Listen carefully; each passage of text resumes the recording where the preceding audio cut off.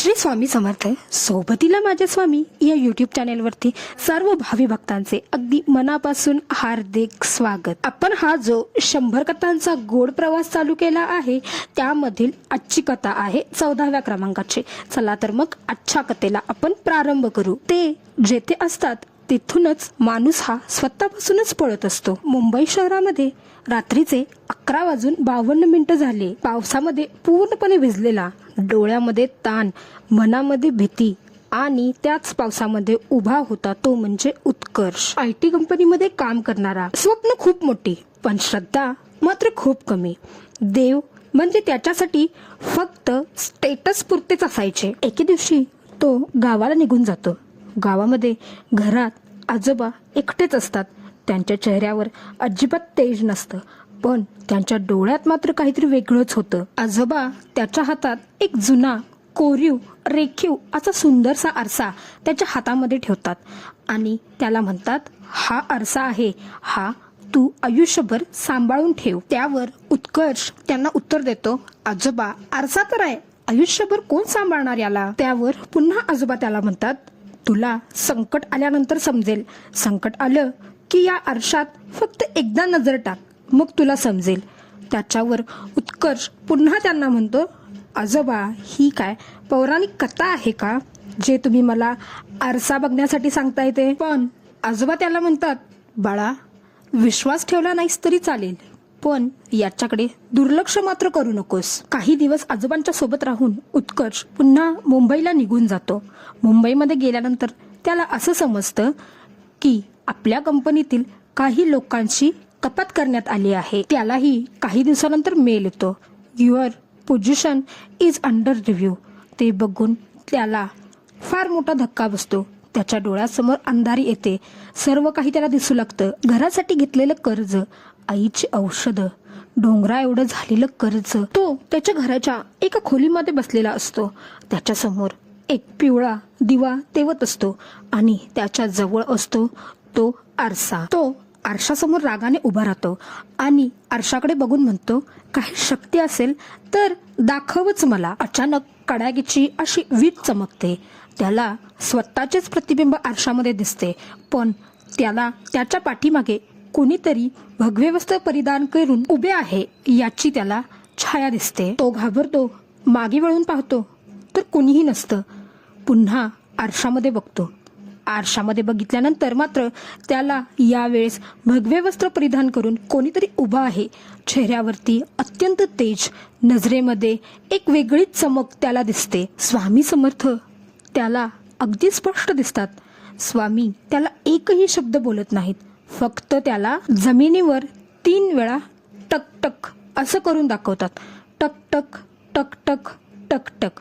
आणि ते दृश्य जे होतं ते नाहीसं होतं. उत्कर्ष कंपनीमध्ये ऑडिटचं काम चालू असतं. उत्कर्ष ऑडिट करतच असतो पण त्याला असं वाटत असतं की काहीतरी ह्याच्यामध्ये चुकलेलं आहे. तो 3 वेळा त्याच्या टेबलवर टकटक कसं करतो. त्यानंतर त्याला त्या 3 चुका सापडतात आणि त्या चुका तो दुरुस्त करतो. त्यामुळे त्याची नोकरी जी आहे ती वाचते. पण त्याच्या मनात एक शंका येते, हा तर फक्त योगायोग तर नसेल ना. पुढच्या काही आठवड्यात असं काही होणार होतं की ज्याच्यामुळे उत्कर्षचं पूर्ण आयुष्य हे बदलणार होतं. तो आरसा त्याच्याबरोबर नेहमीच असतो. एकदा कंपनीमध्ये काहीतरी कारणावरून उत्कर्ष आणि त्याच्या सहकार्याचं काहीतरी कारणावरून भांडण होतं पण तो पटकन आरशात बघतो. आरशात बघितल्यानंतर त्याला लाल फूल दिसतं. त्याच्यामुळे त्याला आलेला जो राग होतो तो नाहीसा होऊन जातो. सर्व ठिकाणी जाताना तो त्याचा आरसा त्याच्या बरोबरच घेऊन जायचा. यावेळेस तो बाजारात घेऊन गेला होता. त्याला आरशामध्ये असं काही दिसतं की ज्याच्यामुळे त्याचा एक खोटा मित्र त्याच्यापासून दूर होतो. म्हणजेच आरशामध्ये तो बघत असताना त्याला एका महिलेची चेन तुटलेली दिसते. त्याच्यावरून त्याचा जो खोटा मित्र असतो त्याच्यापासून तो दूर जातो. ऑफिसमध्ये तो आरसा बघत असतो. त्याच क्षणी ऑफिसमधील सर्व लाईट्स या आपोआप बंद होतात आणि आरशामध्ये फक्त काळोखच दिसतो. याच्यावरून त्याला समजतं की आपण जी गुंतवणूक करत आहोत ती फार चुकीची आहे.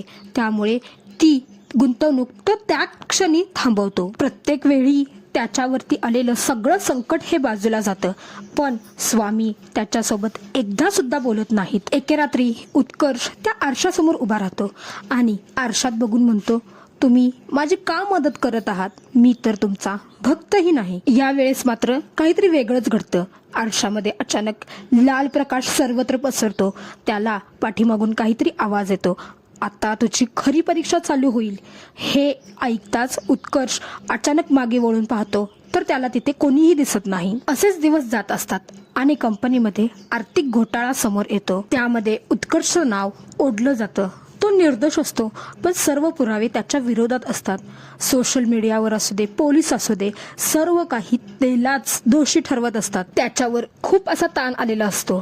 तो त्या रात्री घरी येतो. घरी आल्यानंतर आरशासमोर उभा राहतो आणि म्हणतो, आता दाखवा मला मार्ग.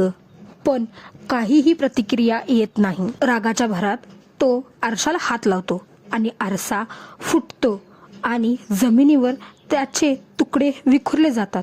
त्या विखुरलेल्या तुकड्यांमध्ये त्याला तेच डोळे दिसत असतात. त्या रात्री त्याला कशी तरी झोप लागते. झोप लागल्यानंतर त्याला धुकं दिसायला चालू होतं.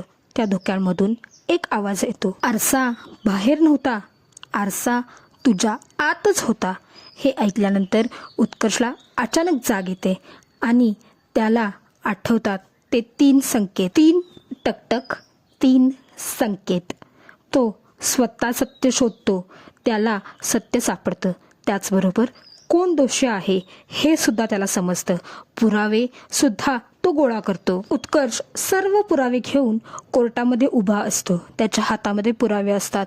आरोपी जो आहे तो तुरुंगात गेलेला असतो. उत्कर्ष निर्दोष म्हणून सुटलेला असतो आणि कंपनीत ज्या पोझिशनवर तो असतो त्याच्यापेक्षा मोठ्या पोझिशनवर त्याचं आता प्रमोशन झालेलं असतं. सर्व काही सुरळीत झाल्यानंतर उत्कर्ष पुन्हा गावाकडे जातो. गावाकडे गेल्यानंतर तुटलेला आरसा आजोबांना दाखवतो आणि आजोबांना म्हणतो, आजोबा मला माफ करा, हा आरसा माझ्याकडून फुटला गेला. आजोबा हसतात आणि म्हणतात, आरसा फुटला म्हणजे तुझं काम पूर्ण झालं असं नाही.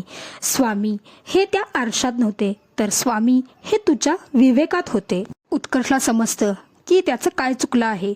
तो लगेचच मंदिरात निघून जातो. स्वामी समोर उभा राहतो आणि स्वामींना म्हणतो, स्वामी चुकलं माझं, मला माफ करा. मी तुम्हाला त्या आरशामध्ये शोधत होतो, पण तुम्ही माझ्या अंतरात्म्यात होता. तो स्वामींच्या मूर्तीकडे पाहतो आणि त्याला एक वेगळीच ऊर्जा जाणवते.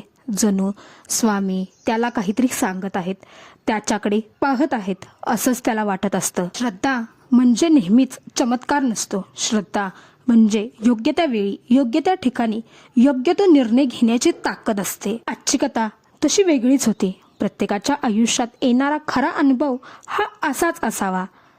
आजची कथा कशी वाटली हे सांगायला विसरू नका. त्याचबरोबर माझ्या चॅनलला लाईक करा, शेअर करा, सबस्क्राईब करा आणि कमेंटमध्ये श्री स्वामी समर्थ महाराजांच्या नावाचा गजर करण्यास अजिबात विसरू नका. श्री स्वामी समर्थ, सद्गुरू स्वामी समर्थ. धन्यवाद.